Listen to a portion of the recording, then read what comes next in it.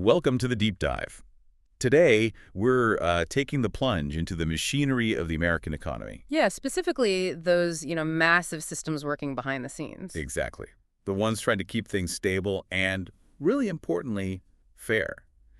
Our mission today is, well, a shortcut to understanding how governments use these quite sophisticated levers. Levers to fight, basically, two big economic challenges: runaway prices, inflation, and also monopolistic control in markets. It's such an essential deep dive because, honestly, these aren't just abstract ideas floating around, are they? Not at all. They directly influence things like the interest rate on your mortgage, what you pay for groceries, even whether a small business, a competitor, can actually get a foothold in the market. Right. Our sources kind of define the government's approach as falling into two, let's say, critical domains. That's right. On one side, you've got the macro-level stability stuff that's primarily about controlling inflation and the overall money supply. And on the other side, it's about vigorous market regulation, making sure there's fair competition, protecting consumers from, well, abuse and bad practices. Okay, let's unpack this a bit. Starting with inflation, that sort of monster that just eats away at your savings. At its simplest, inflation is really a mismatch, isn't it? Spending demand is just outstripping the economy's ability to produce stuff. Yeah, either because supply constraints make things more expensive to make, or maybe consumers just have too much cash chasing the same amount of goods. Either way, the result is your dollar buys less. So, okay, if we accept inflation is often about too much money chasing too few goods, what are the main tools governments use to fight back? Well, the primary tool these days, the modern approach, is contractionary monetary policy. And that's run by the central bank. In the U.S., yes, almost exclusively by the Federal Reserve, the Fed. The core idea is pretty straightforward. If there's too many money sloshing around, you need to reduce the nation's money supply. Make cash harder or more expensive to borrow. Exactly. Make it more expensive. And the specific body within the Fed that sets this direction is the Federal Open Market Committee, the FOMC. That's the one. And it's important to remember they're constantly juggling a dual mandate. Right. They need stable prices, meaning low inflation, but also maximum sustainable employment. Yeah. That seems like a tough balancing act. Oh, it's incredibly difficult, and it gets intensely political, especially when trying to slow down the economy risks jobs. So how does this contraction actually work in practice? Okay, so the Fed raises its main policy interest rates. Higher rates make consumer debt, like car loans or mortgages, more expensive. Right. Less borrowing, less spending. And it also raises the cost for businesses wanting to borrow money to invest or expand. That reduction in spending, if it works as planned, should slow down overall economic demand. Which cools down those inflationary pressures. Hopefully. But there's a second effect, too, which is interesting. What's that? Higher interest rates also tend to pull money away from riskier investments. Think about it. If government securities, like treasury bonds, suddenly offer a decent risk-free return. Investors and banks might prefer that safety instead of funding, say, a new tech startup. Precisely. They shift capital towards those safe assets. So it's kind of a double whammy designed to slow the economy's pace, less borrowing, and less risky investment. Okay, this brings us to the technical bit. How the Fed actually influences the main rate we hear about, the federal funds rate. Right, the FFR. That's the rate banks charge each other for lending money overnight, usually just to meet their reserve requirements. But the Fed doesn't just decree the rate is X%, do they? No, they don't set it directly. The FOMC announces a target range. The sources mention, for instance, a range of 4.25% to 4.5% set back in December 2024. Okay, a range. How do they push the actual market rate into that range? They do it mainly by adjusting two other key rates that act like a floor and a ceiling for short-term lending. Let's start with the floor. That's the interest on reserves, or IRR. Okay, break down IRR for us. So IRR is simply the interest rate the Fed pays banks on the cash reserves they deposit with the Federal Reserve itself. Ah, so it's guaranteed, risk-free interest for the banks. Exactly. Because it's risk-free, it sets an absolute baseline. Why would a bank lend money to another bank, or anyone else really, for less than they can get guaranteed from the Fed? They wouldn't. Makes sense. Yeah. So raising the IOR lifts that floor, making all short-term lending generally more expensive? Correct. It pulls the whole structure of rates up. That makes sense. But the sources mention a second tool, especially for non-bank players, the overnight reverse repurchase agreement rate. Sounds complicated. It sounds dense, yeah, but the concept is pretty important because today's financial system has these massive non-bank institutions like money market funds holding huge amounts of cash. Okay. The RRP, or reverse repo, is basically a mechanism for them. It lets these non-bank entities park their cash with the Fed overnight.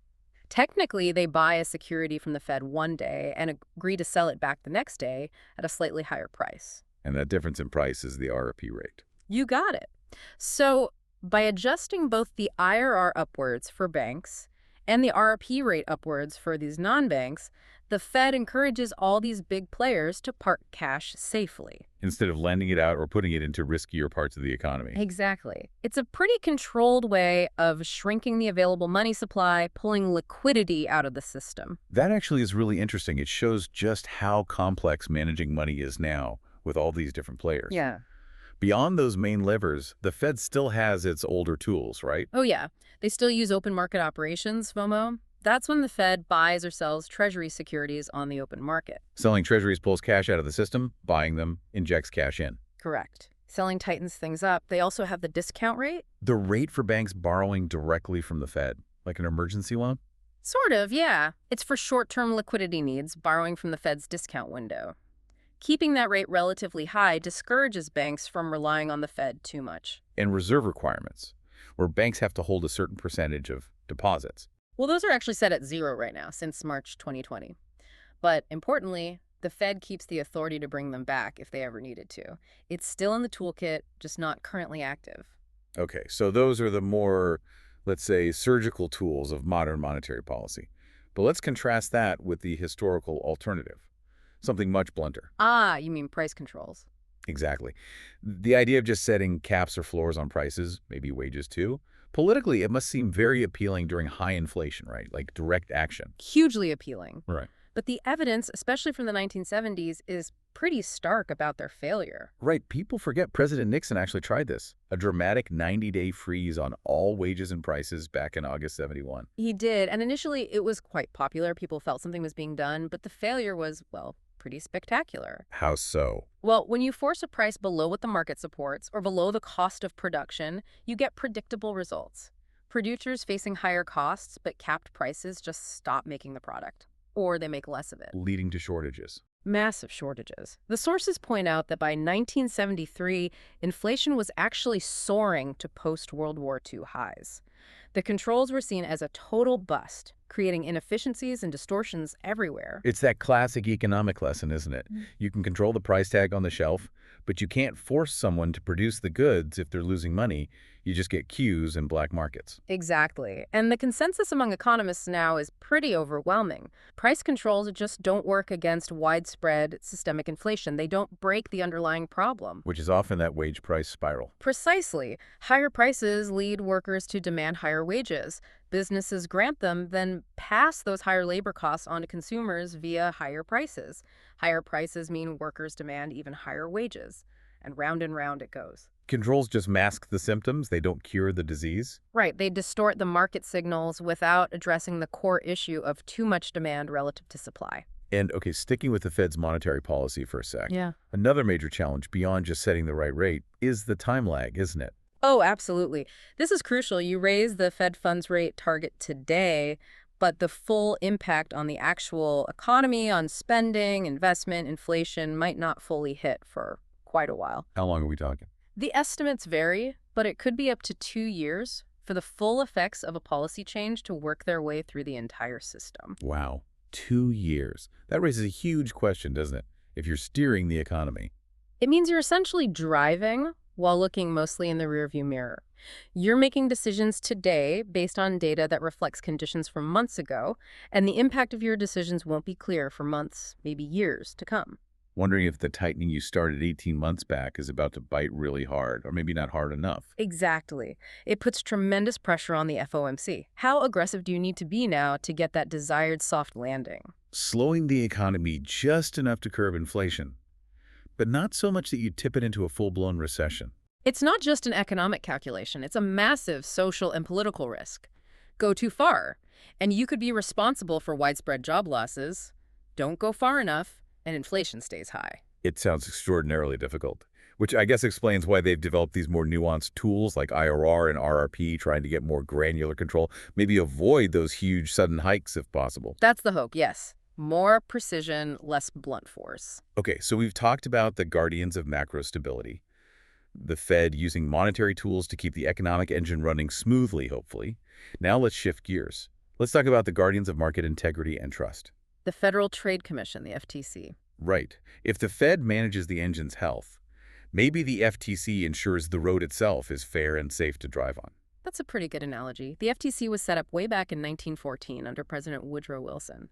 Its fundamental job was and is to prevent anti-competitive business practices. So it enforces those earlier antitrust laws, like the Sherman and Clayton Acts. Exactly. It clarifies and enforces them. The core idea is stopping monopolies or cartels from forming and abusing their power. Preventing one giant company from just dictating all the terms. That's the heart of it. When monopolies or cartels engage in things like illegal mergers or price fixing among competitors or rigging bids for contracts, They gain the power to set prices unfairly high, maybe lower quality, limit who can even sell the product. right.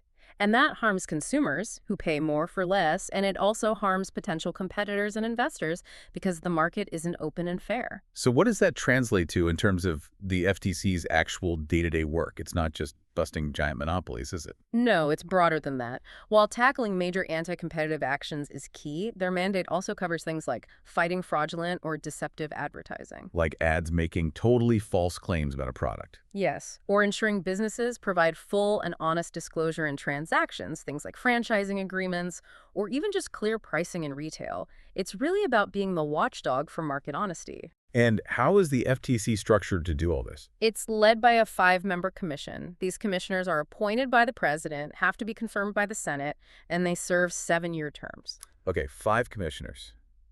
And their work is divided up. Yeah, into 3 main bureaus. First, there's the Bureau of Consumer Protection. It sounds like the frontline troops against scams. Pretty much. They fight deceptive practices, false advertising, consumer fraud. If you report a misleading ad or a scam, this is likely the bureau that would investigate. Okay. The Bureau of Competition. These are, as you put it earlier, maybe the cartel hunters. Right. They investigate and challenge those anti-competitive practices, mergers that might significantly reduce competition, price-fixing conspiracies, illegal monopolies trying to crush rivals. Do they work with other agencies? Yes, they cooperate closely with the Department of Justice, especially if criminal charges might be involved. But the FTC's main tools are things like civil lawsuits and issuing cease and desist orders to stop bad behavior. And the third bureau, That's the Bureau of Economics. You could call them the brains of the an operation. analytical arm. Exactly. They study the economic impact of what the FTC does, and crucially, the potential impact of things like proposed mergers, especially in complex industries like, say, telecommunications or energy. So they'd analyze if a big merger would actually harm competition and lead to monopoly pricing. Right. They provide the economic evidence and rationale for the FTC's biggest enforcement decisions, like when they monitored those huge mergers, Exxon merging with Mobil or AOL merging with Time Warner back in the day. It seems the FTC has had to be incredibly adaptable over time. The sources mentioned that around the year 2000, compliance with rules among internet businesses was really low. Yeah, estimated as low as 20% compliance in some online areas back then. As e-commerce and these giant tech platforms have exploded, the FTC's job in regulating digital markets has become vastly more complex and important. New challenges constantly emerge. And this oversight role hasn't always been smooth sailing, has it? The FTC's power level seems to fluctuate. Definitely. It's crucial to understand that history. In the early 1970s, the FTC actually became quite aggressive in its actions. More confrontational. Yes, and naturally, that generated a lot of pushback, heavy criticism from the business community and also from Congress. Especially when regulating powerful sectors. The sources mentioned the petroleum industry specifically. Exactly. Regulating influential industries like oil and gas drew significant political heat. By the late 1970s, critics were arguing the FTC had become too powerful, maybe too bureaucratic, and was actually hindering legitimate business activity. So that led to changes, a shift in approach. It did. During the Reagan administration in the 1980s, Congress passed laws that made the FTC more directly answerable to both the president and Congress. A different attitude emerged. More cooperative, less confrontational. Generally, yes. More emphasis on working with businesses where possible, while still maintaining that core protective function. Interestingly, since then, enforcing rules against consumer fraud has become just as major an activity for the FTC as its big antitrust cases. So if we try to connect this to the bigger picture, the FTC's goal is always this balancing act, isn't it? Absolutely. It's about providing those necessary statutory safeguards, protecting consumers, investors, honest businesses, ensuring a predictable, fair playing field. But without becoming such a hurdle that it stifles the free market, innovation, and the flow of capital that makes the U.S. economy dynamic, it really comes down to trust in the marketplace. They have to remain flexible, adaptable. Otherwise, the economy can suffer. It leads to this constant debate about where you draw the line, what's necessary protection versus what's just unnecessary red tape. Okay, so let's just quickly recap the two massive pillars we've explored today. First, the Federal Reserve. Using those often invisible, sometimes delayed monetary tools like IRR, RRP, interest rates, primarily to manage the money supply and fight inflation. And second, the Federal Trade Commission, the FTC. Using oversight, investigation, enforcement powers to maintain market fairness, stopping anti-competitive behavior like monopolies, price fixing, and also fighting consumer fraud. Two huge, complex systems working constantly. And maybe here's a final thought for you, the listener, to consider, drawing on these tensions we've discussed from the sources. Go ahead. We've seen how tricky that soft landing is for the Fed when fighting inflation, especially with that 2-year policy lag constantly complicating things. Right, always reacting late. And we've also seen how regulatory bodies like the FTC can face intense criticism, even threats to their power, if they seem too aggressive or target powerful interests. So the tension is, Think about the risk inherent in both. At what point exactly does the Fed's necessary action to cool inflation become too aggressive, risking the very recession it wants to avoid? and for the FTC. How do we continuously adjust the FTC's authority to ensure it can effectively police the market and maintain trust without becoming so restrictive that it chokes off the flexibility and innovation that are hallmarks of the free market? Finding that balance point.